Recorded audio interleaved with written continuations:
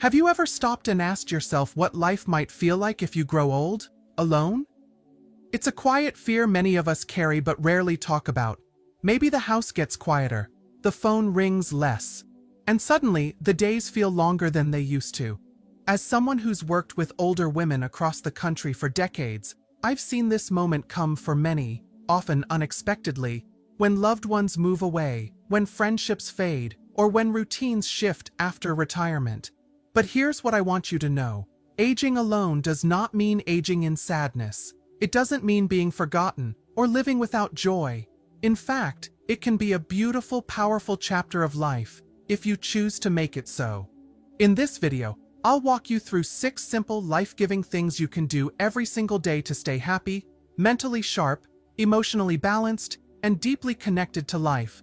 Even if no one else is living under your roof, these aren't just habits, they're lifelines. So, if you've ever feared growing older alone, I invite you to stay with me. What you hear today might just change how you live tomorrow.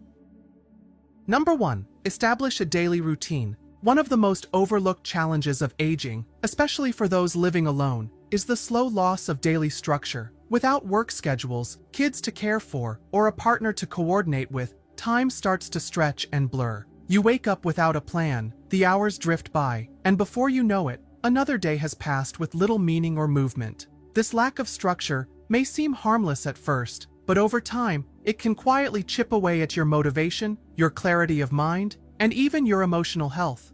A day without purpose can easily become a week, then a month, and that's when feelings of boredom and loneliness start to settle in. As a geriatric health advisor, I've seen how quickly this cycle can develop. When people retire or lose their partners, they often underestimate how much the rhythm of daily life had kept them emotionally grounded. The brain thrives on routine. It doesn't need to be packed with errands or busyness, but it does need flow, regularity, predictability. Having even a gentle structure gives your body and mind cues to stay sharp, alert, and emotionally balanced. Let me tell you about someone who reminded me just how powerful this shift can be. Her name is Evelyn, a 74-year-old former high school music teacher who lost her husband a few years ago. She spent months in what she called gray time, days without a beginning or end. Meals became irregular, TV filled the hours, and sleep patterns broke down. She said she started feeling like she was disappearing. When we spoke, I encouraged her to try a simple daily routine, not a rigid schedule, but a pattern that gently guided her through the day. She began waking up at the same time, opening the windows, doing light stretches to her favorite music, and making herself a proper breakfast again.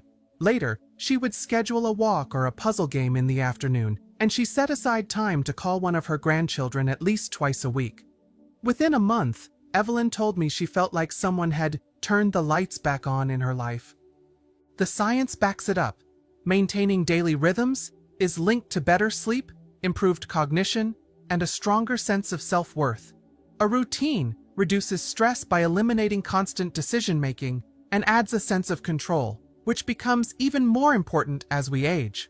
So if your days have started to feel shapeless, I urge you to take the first small step. A warm cup of tea at the same hour, a morning walk, even watering the plants at noon. These things matter. Because structure isn't just about time, it's about life having shape, purpose, and meaning again. Number 2, prioritize physical movement. We do not stop exercising because we grow old. We grow old because we stop exercising. That quote, often attributed to Dr. Kenneth Cooper, the father of aerobic exercise, holds more truth than most people realize. As we age, one of the most damaging mistakes we can make is slowing down too much, physically and mentally. It's tempting to think rest is best, but too much rest can lead to decline far faster than aging itself. In fact, research from the National Institute on Aging has shown that sedentary older adults lose up to 10% of their muscle mass per decade after the age of 50, which directly impacts balance, strength, and mobility. And it doesn't stop there.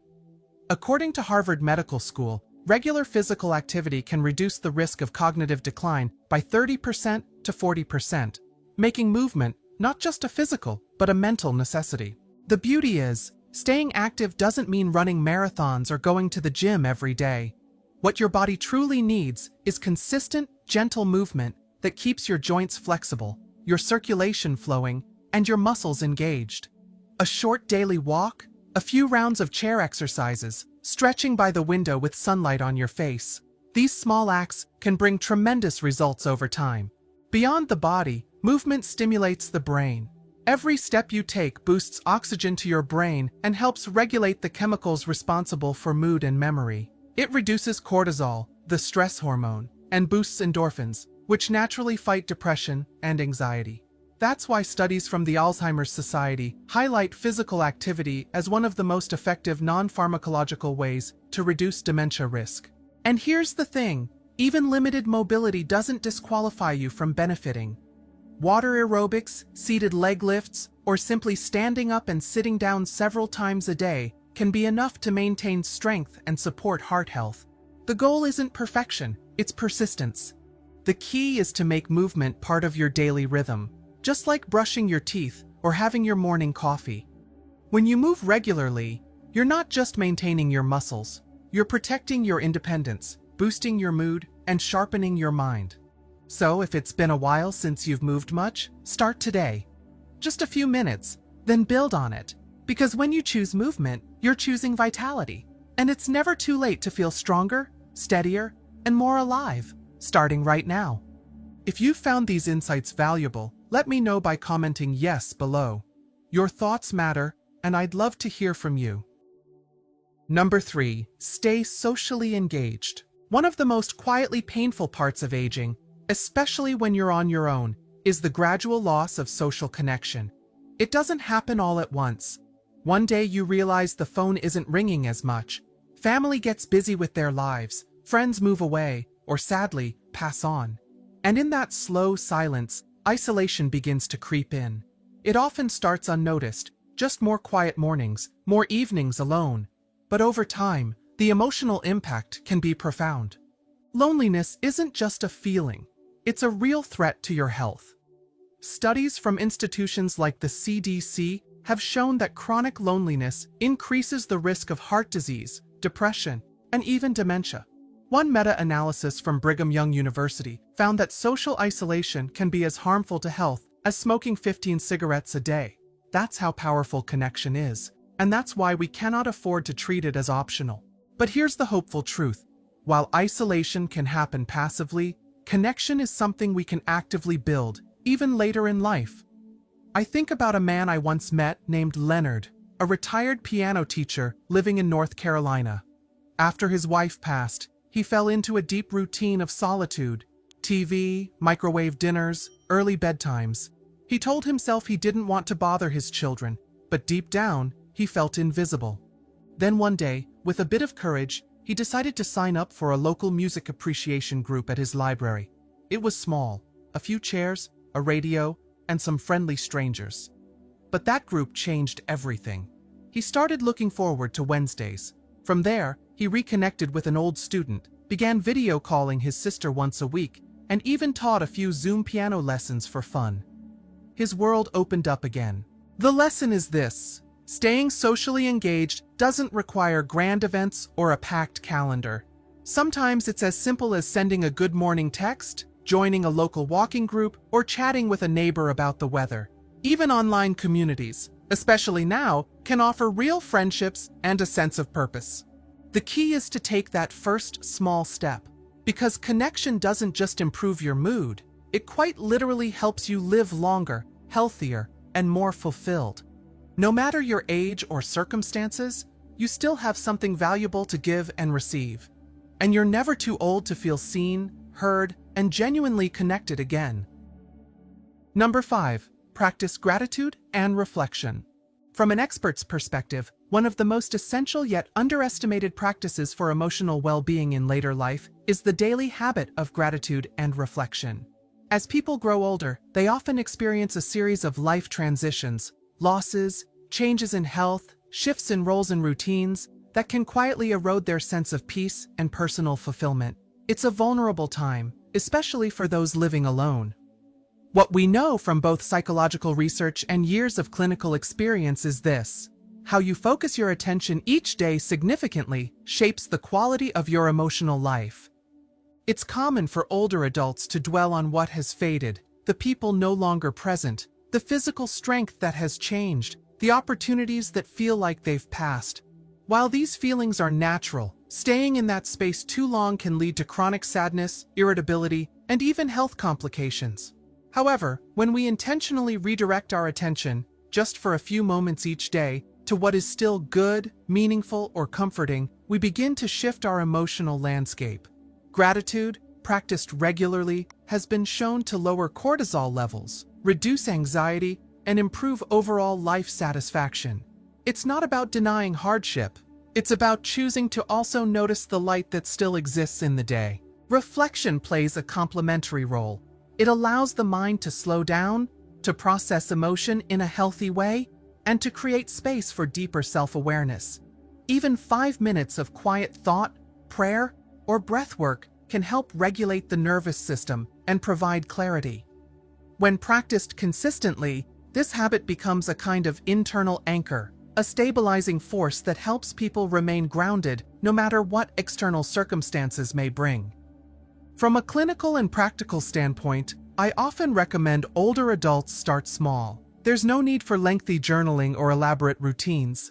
Simply naming 3 things you're grateful for each morning, or taking a few minutes before bed to reflect on what felt good in the day, can have measurable benefits for emotional health. Ultimately, gratitude and reflection are not just personal habits, they're protective tools.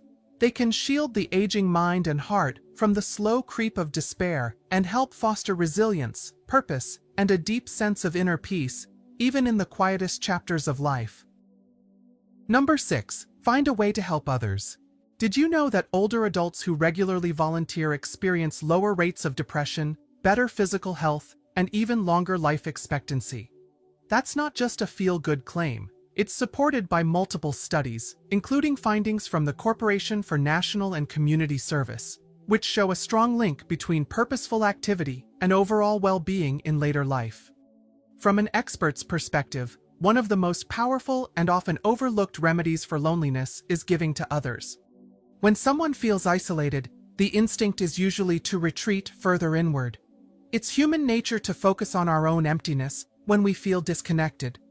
But here's the surprising truth. Turning your attention outward, toward kindness, toward service, toward helping another person, can be one of the fastest and most healing ways to reclaim joy and purpose. Giving doesn't need to be a grand gesture. In fact, the most effective form of giving is often small, consistent, and personal. A warm check-in call to a neighbor, a handwritten letter to a grandchild, sharing wisdom with someone younger who's struggling through something you once faced. These actions create connection. They remind us that we still matter. The risk of prolonged loneliness isn't just emotional. Chronic social isolation has been linked to higher risks of cognitive decline, heart disease, and even premature death. That's why I often encourage older adults who feel like their days have grown too quiet or meaningless to find just one way, however small, to be of service to others. The ripple effect of that service often brings more back to you than you expect. You don't have to be physically strong or socially outgoing to make a difference. Even those with limited mobility can participate meaningfully. Technology allows for virtual mentorship, email-based volunteerism, and online community engagement. And in-person options, like local food banks, faith-based outreach, or simply offering a friendly word in your building or neighborhood, can be just as impactful. What matters is the mindset. Shifting from asking, "What am I missing?" to, "What can I give today?" That subtle change can reignite a sense of value and dignity. Giving creates momentum. It pulls you out of isolation, reconnects you with your strengths, and reestablishes your place in the world, not as someone fading away, but as someone still full of wisdom, kindness, and light to offer. And in giving, you'll often find that you receive exactly what you needed all along: connection, joy, and the deep fulfillment of being part of something bigger than yourself.